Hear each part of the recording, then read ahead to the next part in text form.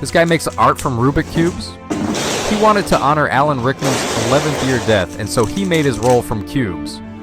With only 6 colors to work with, he had to be very precise with his placement and color choice.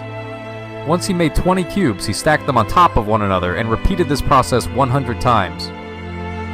In total, he used 2,480 cubes. After 8 long hours, Severus Snape was made, and it looked truly incredible.